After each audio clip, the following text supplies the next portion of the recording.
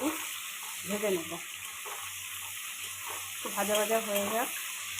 আলু পেঁয়াজ ভাজা ভাজা হয়ে গেছে। এবার আমি মিক্সিতে পেস্ট করে রেখেছি জিরে, আদা, রসুন আর হচ্ছে একটু হলুদ দিয়ে একটা পেস্ট বানিয়ে নিয়েছি, ওটা দিয়ে দেবো। তার সঙ্গে কাঁচা লঙ্কাটাও দিয়ে দিয়েছিলাম।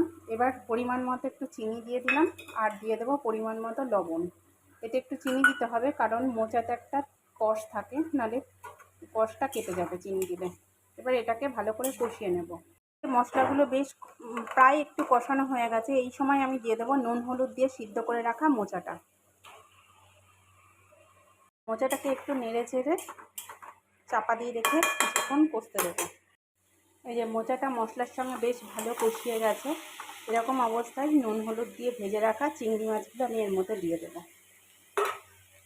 দিয়ে একটু নেড়ে চেড়ে